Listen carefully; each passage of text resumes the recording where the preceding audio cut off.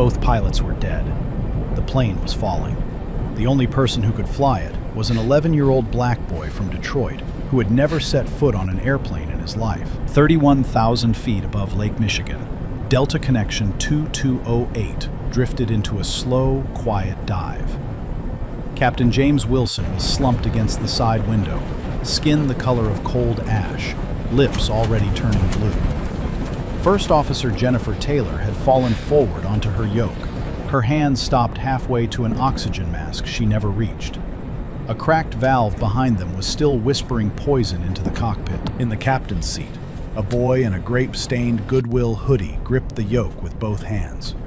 His sneakers barely touched the rudder pedals. On the pedestal in front of him lay a pencil-written notebook his grandfather had left him, open to a dog-eared page.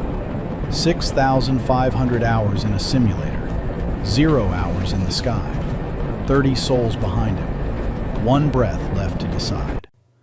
I've been chewing on this story for a week, and I still can't shake it. Name's Kane Uncovers. I'm the guy who hunts down the kind of... And the part that's gonna get you. It's not the landing. It never is. 3 hours earlier, the sun had not yet come up over East Warren Avenue. Brandon Williams was awake anyway. He had been awake since 4:15, because that was what he did on days that mattered. He sat cross-legged on the carpet of his bedroom, the one bedroom in the one-bedroom apartment he shared with his grandmother, and he was running his cold start checklist out loud into the dark. Battery, on. External power, on. Beacon, on. APU master, start. APU fuel valve, open. The Dell Inspiron laptop on the floor in front of him was a 2016 model with a duct-taped hinge, and the X-Plane 12 cockpit on its screen was a Bombardier CRJ 700 that he had rebuilt, panel by panel, from memory. The Thrustmaster joystick wedged between his knees was held together with 2 wraps of black electrical tape. Over his bed, pinned to the drywall with sewing pins, was a printed chart of the ILS approach into Detroit Metro, folded at the part that showed the decision altitude. He had drawn a small star in pencil next to the runway heading. He had put the star there when he was 9. Above the chart, at a slight angle, there was a photograph. A man in a tan Air Force dress shirt, smiling with his mouth closed. Staff Sergeant Elijah Williams, crew chief, C-130 Hercules, Brandon's grandfather. Dead 5 years now. In the kitchen, his grandmother was already frying eggs. Ruth Williams was 72 years old, and she cleaned office buildings for a living. Mondays, she cleaned the lobby of Comerica Tower downtown. Thursdays, she cleaned a dental office out in Dearborn. She had worked the night shift the night before, come home at 3 a.m., slept for an hour, and gotten up to make her grandson breakfast before she drove him to the airport in a 15-year-old Chevy with a driver's side door that only opened from the inside. "Eat," she said, when Brandon came out of the bedroom with his backpack over one shoulder. "You don't eat, you get airsick. I looked it up." He ate. 2 eggs, a piece of toast, a gas station honey bun, because she had bought it for him as a joke last night, and it had become a good luck thing. On the counter sat a paper boarding pass, laminated at the library branch on Mack Avenue. The pass said, Brandon Williams, minor, unaccompanied, Delta Connection 2208, DTW to Milwaukee, connecting onward to Oshkosh for the EAA Young Eagles summer camp. He had won his seat at that camp with an 800-word essay titled, Why Altitude is a Promise. Ruth drove him in the dark. At the gate, Concourse A, Gate A18, just after sunrise, she bent down and straightened the collar of his hoodie.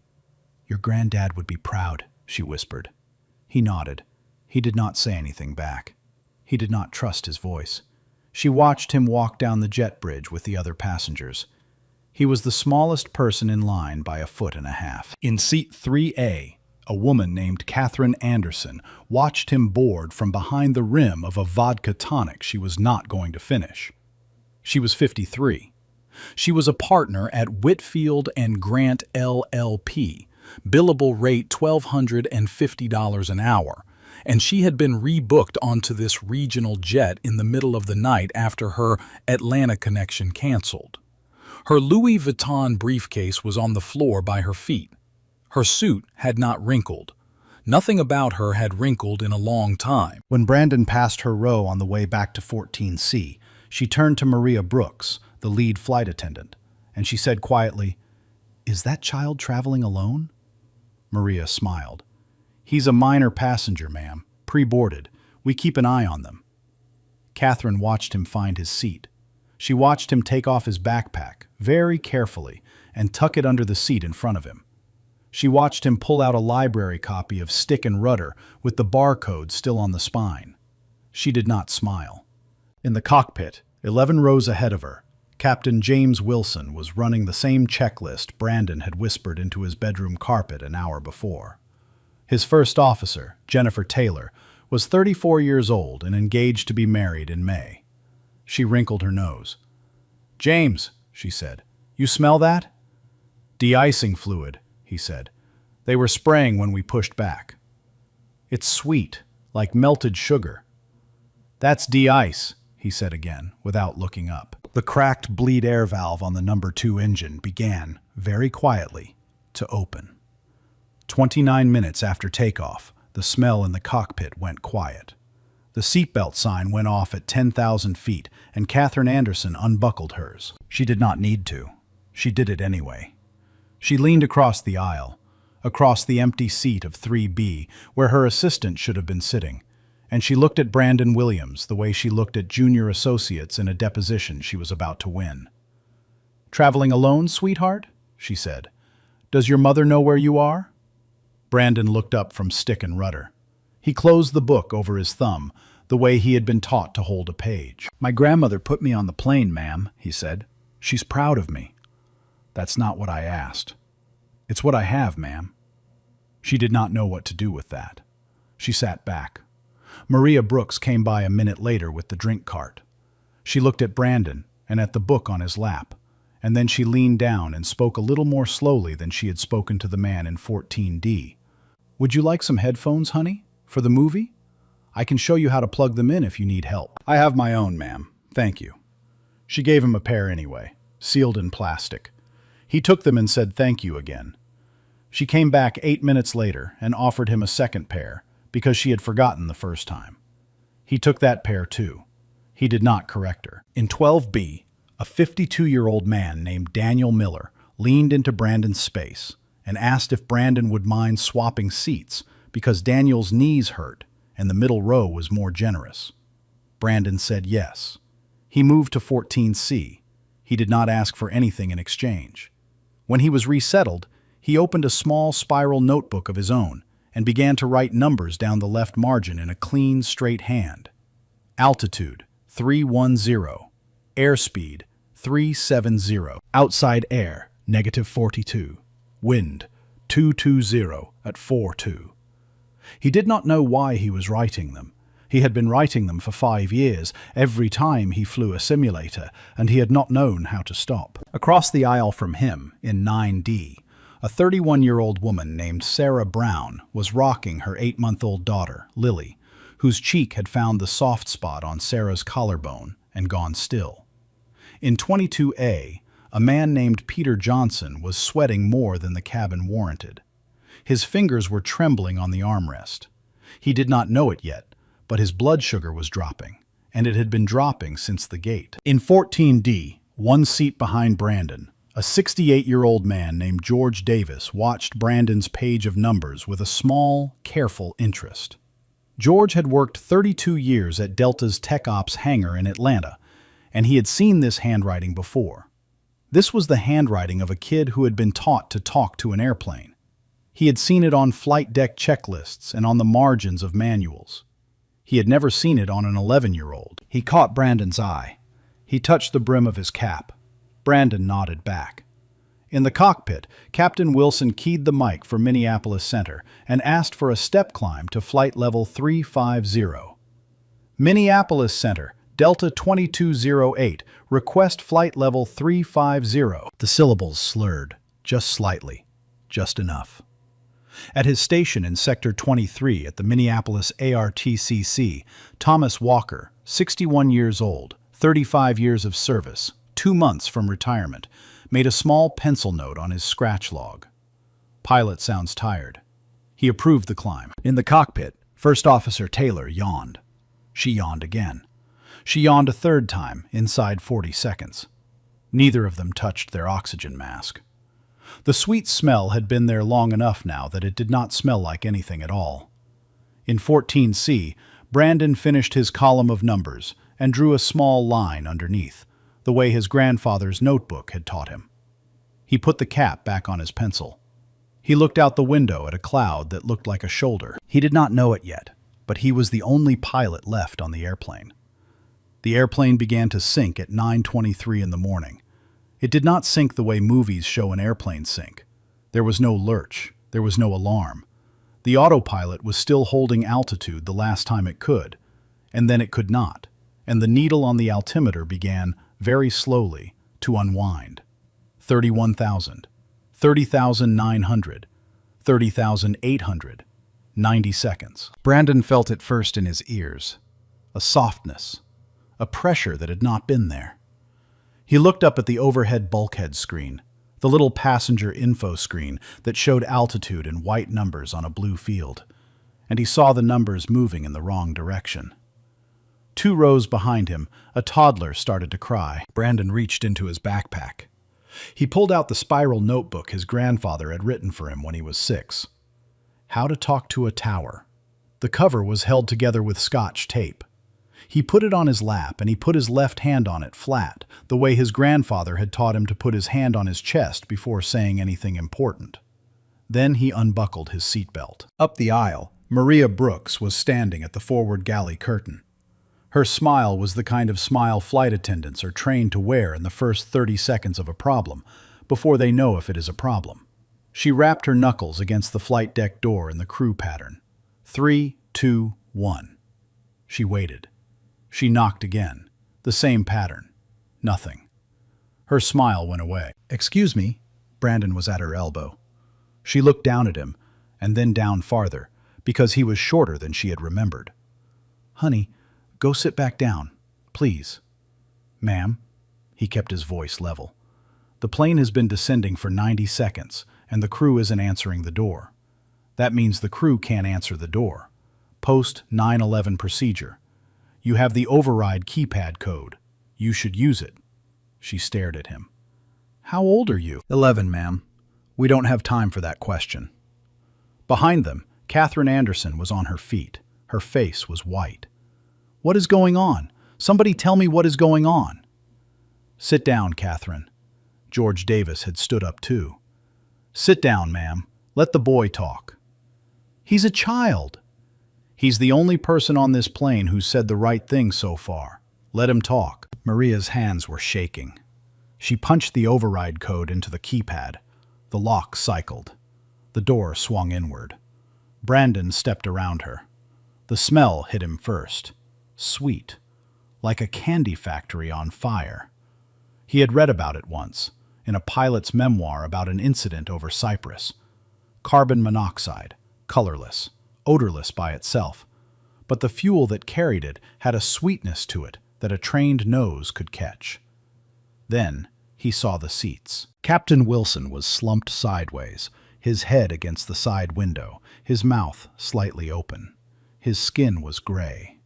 First Officer Taylor was folded forward over her yoke, her hair falling across her face. Her left hand stopped in the air halfway between her lap and the quick-dawn oxygen mask bracket on the side wall. Brandon put 2 fingers on Captain Wilson's wrist, the way his grandfather had written on page 8 of the notebook. "Check pulse for 10 seconds. He counted to 10.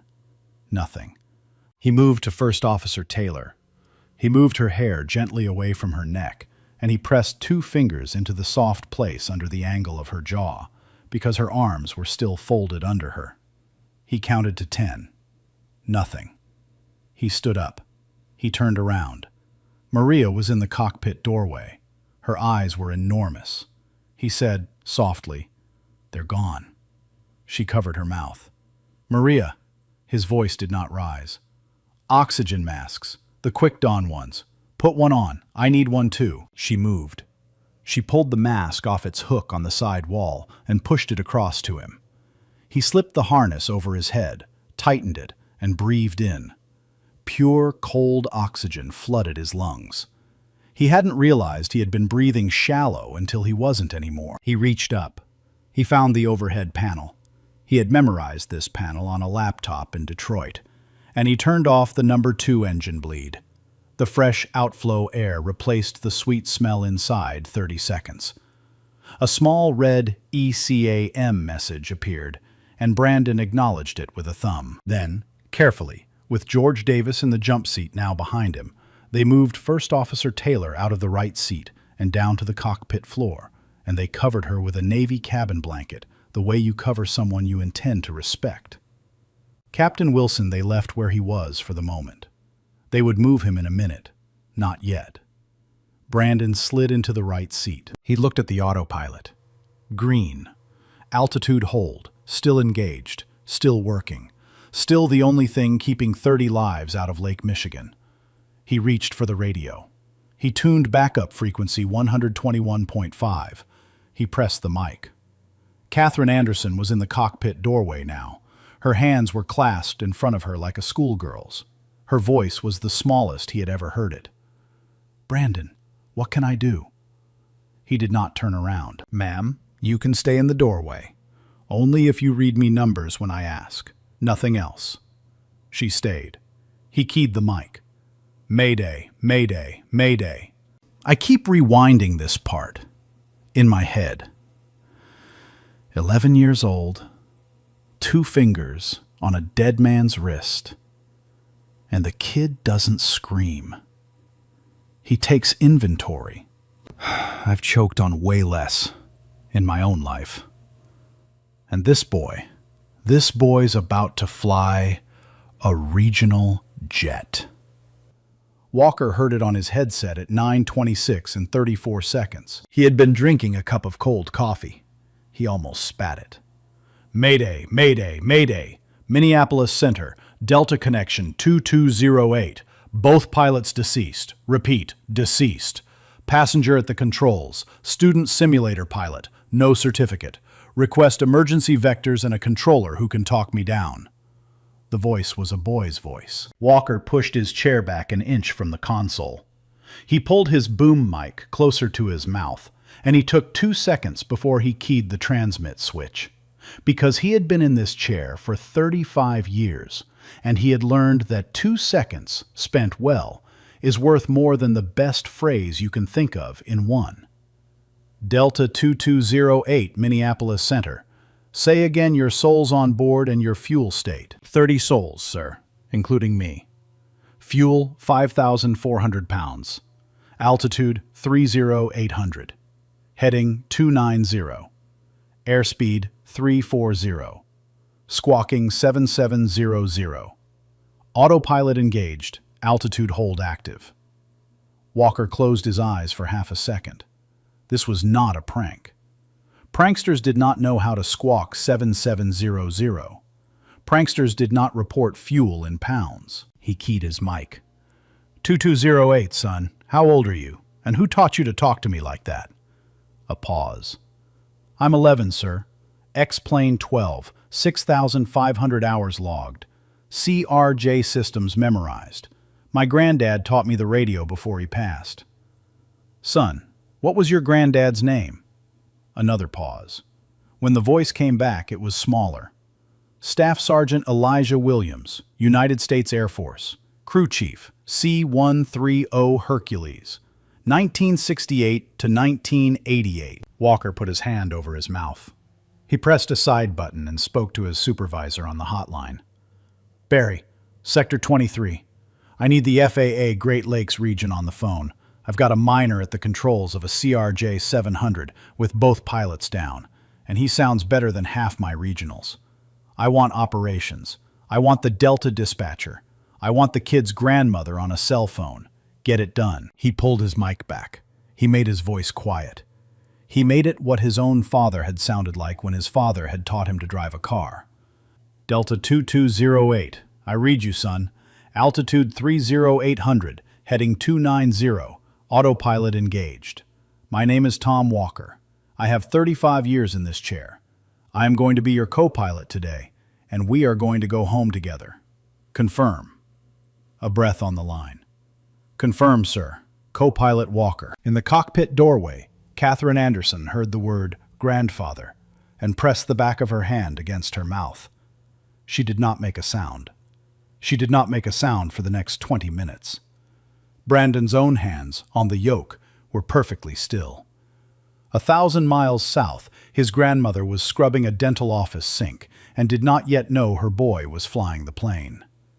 They moved Captain Wilson at 9:34. George Davis and Maria Brooks did it.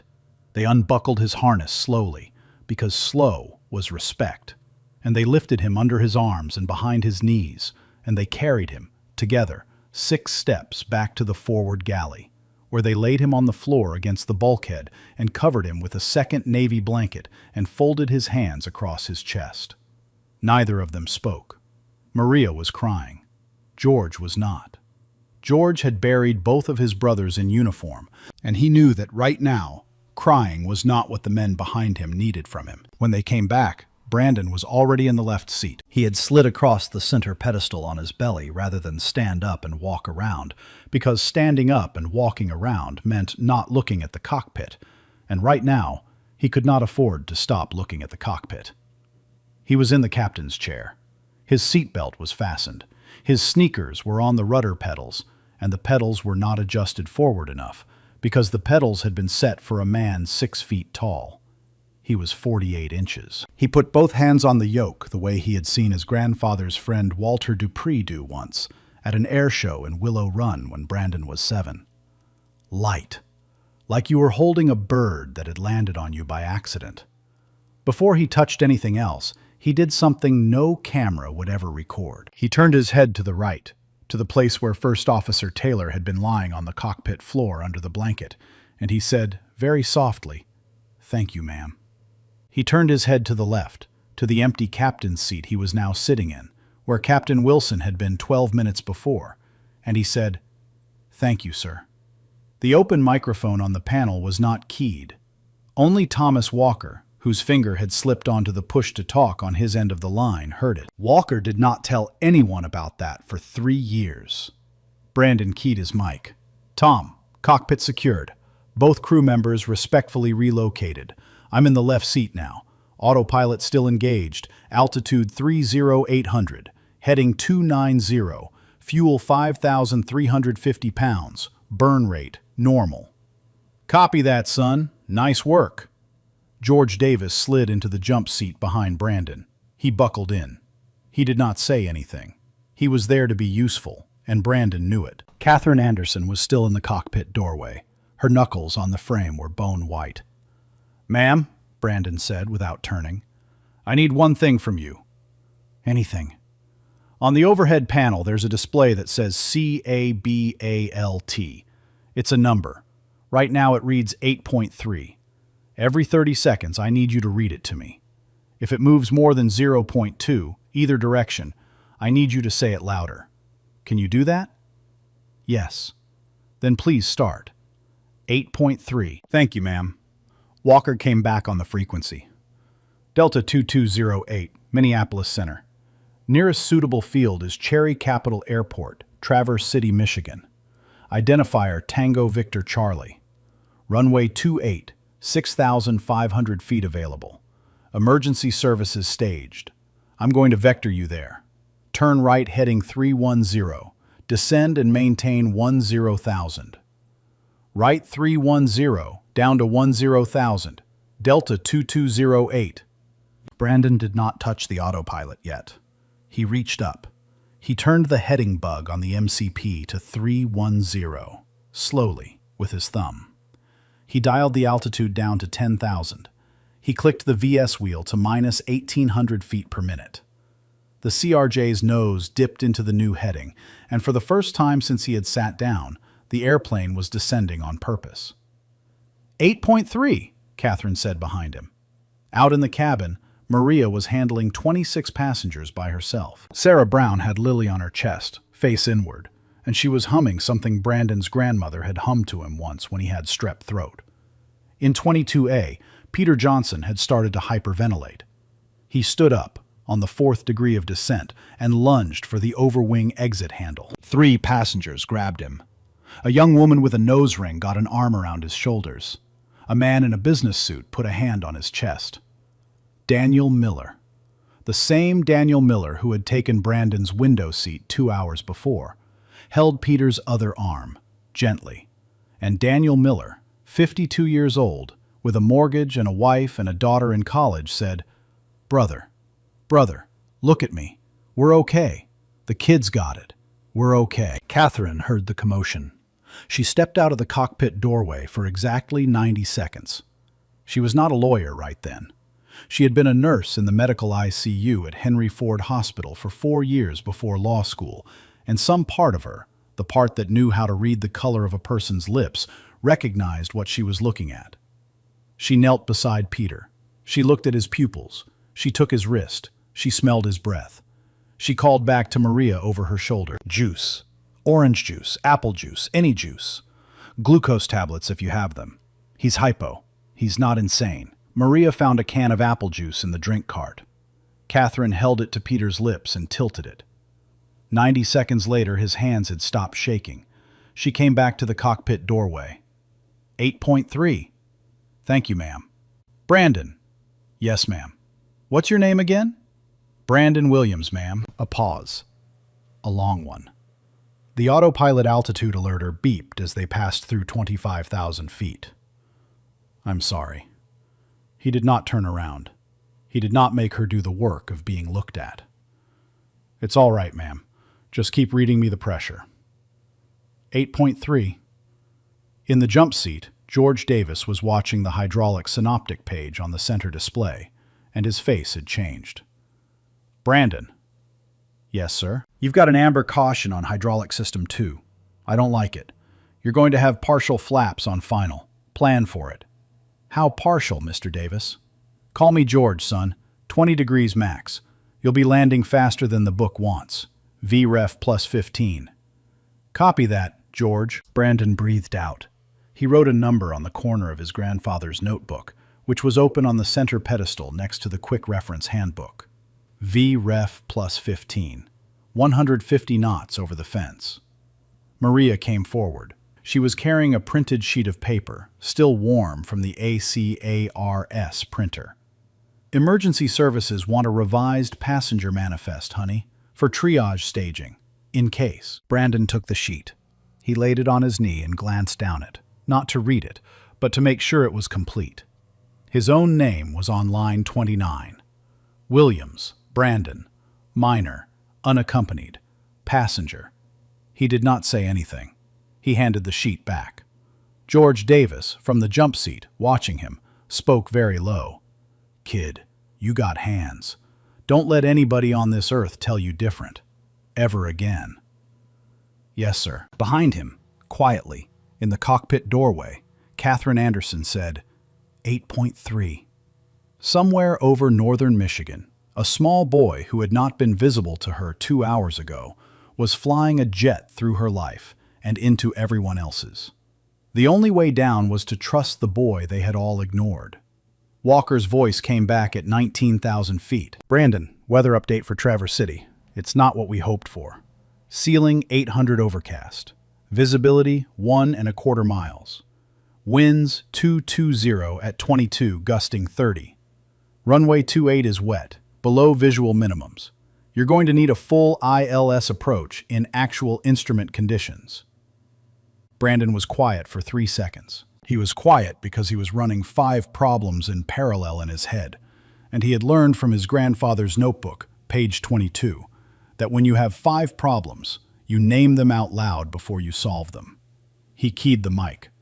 "Tom, I have 5 problems. Tell me if I've missed one." "Go." 1. Partial flaps, 20 degrees max. Hydraulic 2 is amber. 2. Crosswind from the south, 22, gusting 30. I'm going to need a crab and kick on short final. 3. Wet runway, reduced braking action. 4. This is my first real ILS approach in weather. I have never done this outside a simulator. 5. Landing weight estimated 68,500 pounds. VREF 135. Plus 15 for partial flaps equals 150 over the threshold. A beat. Brandon, Walker said. That's all 5. You didn't miss one. Thank you, sir. Son? Yes, sir. You're going to land this airplane. Brandon did not answer. He could feel his hands beginning to shake on the yoke. Not a lot. Not enough that anyone else would see it. Enough that he could. Walker heard the tremor come through the open mic, because Walker had 35 years of hearing things pilots did not mean for him to hear. Brandon, breathe with me, son. 4 in. Hold 4. 4 out. Hold 4. Count out loud. Go. 4, 3, 2, 1. Hold. 4, 3, 2, 1. Out. 4, 3, 2, 1. Hold. Again. They did it twice. Brandon's hands settled. His shoulders came down half an inch. Okay, sir. I'm good. You were always good, son. Behind him, Catherine said, 8.3. In the cabin, Maria had started the brace briefing. She walked the aisle, slowly, one hand on each seat back, and she said the same words she had said in training every year for 8 years. Head against the seat in front of you, feet flat on the floor, arms crossed over your thighs. You will feel a firm touchdown. Do not unbuckle until you are told. Sarah Brown held Lily tighter. She did not cry. Her mother had taught her that babies read their mother's face before they read their mother's words, and Lily was going to land with a calm mother. In the cockpit, Brandon began the approach briefing, out loud, for George in the jump seat and for himself. ILS, runway 28, frequency 110.3, inbound course 281, decision altitude 800 feet. Missed approach. Climb runway heading to 3,000. Turn left heading 180. Proceed to clump and hold. Gear down at Tuglo. Flaps 20. Landing lights on. Auto brakes max. Spoilers armed. Good briefing, George said. Granddad wrote the ILS brief on page 41, Brandon said. He said the runway doesn't care what you meant to do, only what you do in the last 10 feet. George closed his eyes for a second. Kid, your granddad was a hell of a man. Yes, sir, he was. At 12,000 feet, the CRJ 700 entered the top of the overcast. The windscreen went gray, then white, then gray again. Brandon lost the horizon. He looked down at the attitude indicator, the way his grandfather's notebook said on page 14, and he flew by the instruments and not by his stomach. George keyed the cabin PA because Brandon asked him to, because Brandon could not take his hands off the yoke. This is George Davis. I am a retired Delta mechanic. I'm in the cockpit jump seat. Our pilot for this landing is Brandon Williams. He is 11 years old. He has 6,500 hours in a CRJ simulator. He knows this airplane better than most people I flew with for 32 years. He is going to land us. You are going to help him by being very quiet. Brace position in 3 minutes. The cabin went still. 3 miles out, Brandon's hands stopped shaking. Before I tell you what the next 12 minutes looked like, and the only pilot on the plane is 11. And he just whispered, page 41, like it was a prayer. The outer marker came at 2,200 feet above sea level. The localizer needle was dead center. The glide slope was alive, a hair high, settling. Brandon tapped the vertical speed down another 100 feet per minute, and the glide slope diamond slid home. Airspeed 152. Tom, outer marker, gear down, flaps 20, landing checklist. Roger, son. Cleared ILS runway 28, towers waiting. Brandon pulled the gear handle. The thump of the landing gear, dropping through the slipstream, ran up through the floor of the cockpit like a heartbeat. 3 green lights on the indicator. He toggled flaps to 20. The airspeed nudged back toward 150. Gear 3 green. Flaps 20, 20. Spoilers armed. Auto brakes max. Landing checklist complete. Copy, son. 2 miles from the threshold. Tower sees you on the scope. 8.3, Catherine said. Thank you, ma'am. The clouds were still wrapped around the airplane like wet wool. Brandon called altitude every 100 feet, in the same soft voice he had used in his bedroom 1,000 mornings for 5 years. 2,000. 19. 18. 16. 15. Copy, son. 14. 13. 12. 11.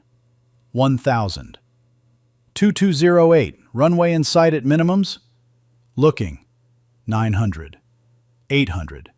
Asphalt. It came through the mist, like a promise somebody had made to his grandfather in 1985, and never unmade. Dark, wet, edged in white, centerline lights stabbing through the rain.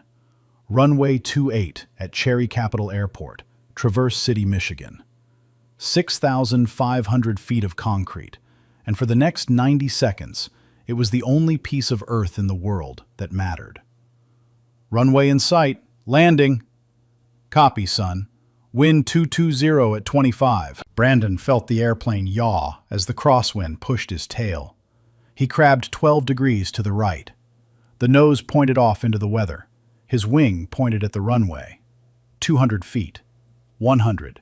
50. 30. He kicked. Left rudder to straighten the nose. Right aileron into the wind to stop the drift. The airplane aligned with the center line like a kid walking into his own kitchen. 20 feet. 10. The main gear touched. One firm thump. A small bounce. Settled clean. The nose wheel came down 2 seconds later. Brandon's hand went to the thrust levers. He pulled them to idle. He pulled them past idle into reverse. The engines roared against themselves behind him, and the airplane began to slow, because he had pulled the levers the way his forearms had pulled them 10,000 times in his bedroom in Detroit. Reverse deployed. The runway edge lights began to slide past the side window. 150 knots. 120. 90. 60 knots. Out of reverse. 40. 30. Taxi speed.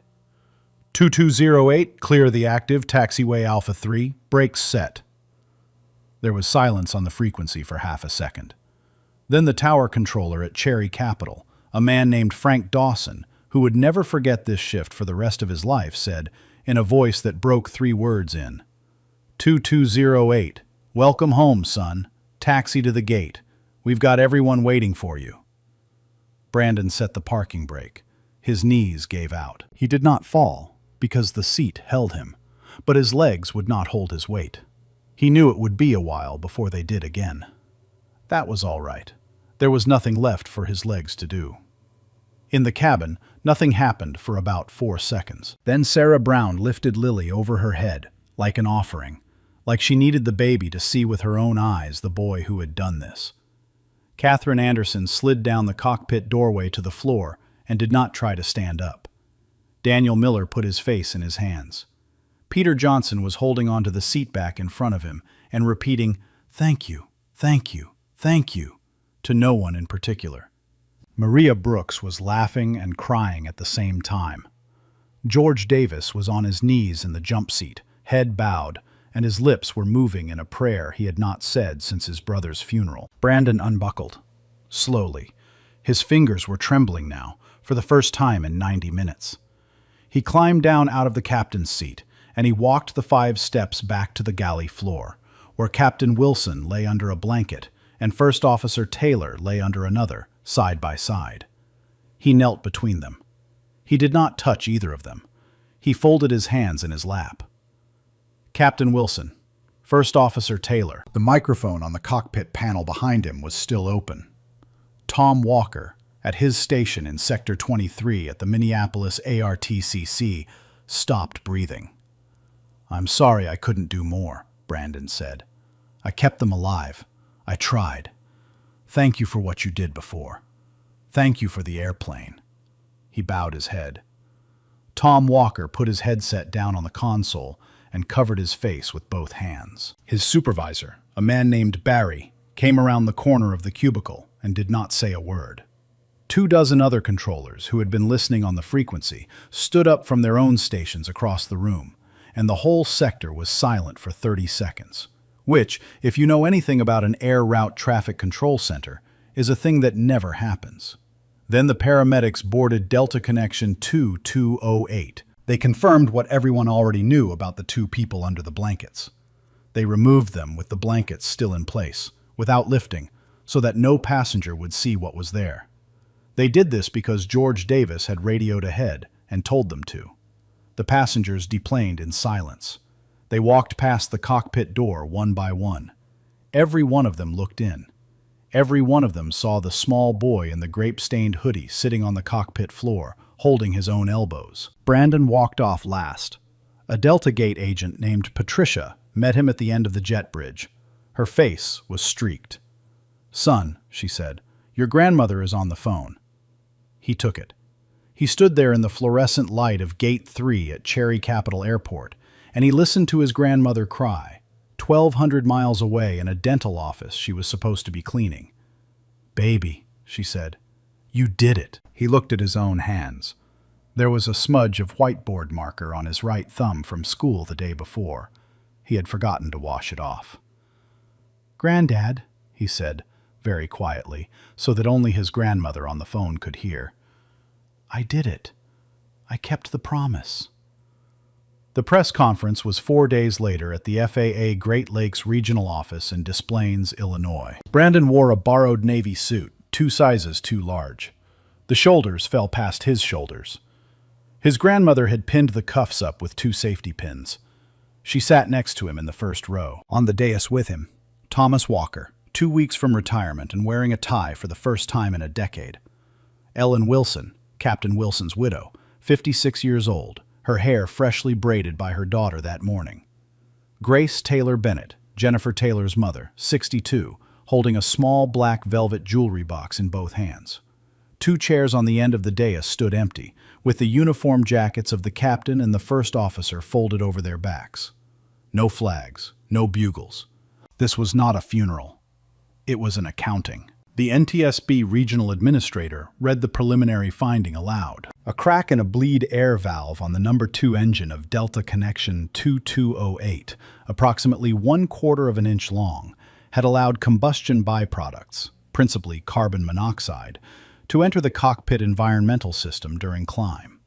The 2 flight crew members had been rendered unconscious within approximately 6 minutes of exposure and had expired within 12. The report went on. It used technical language for half a page. Then, in the final paragraph, the administrator read a sentence that would be quoted in every aviation textbook published in the following decade. The subject minor passenger demonstrated airmanship and airmanship-adjacent cognitive function, materially exceeding commercial certificate standards. Ellen Wilson spoke first. She stood up. She unfolded a sheet of paper. She looked at Brandon across the dais. "My husband's insurance policy paid out on Friday," she said. "I've spoken with my daughters. We've established the Wilson Family Fund. It will cover the mortgage on a new 3-bedroom house for Brandon and his grandmother in a Detroit neighborhood of their choosing, and it will pay for all of Ruth's medical care for the rest of her life. My husband was a captain because he loved the responsibility. He would have wanted his seat to go to the boy who finished the flight." She sat down. Ruth, in the first row, put her hand over her mouth and did not take it down for 20 minutes. Grace Taylor Bennett stood up next. She opened the velvet jewelry box.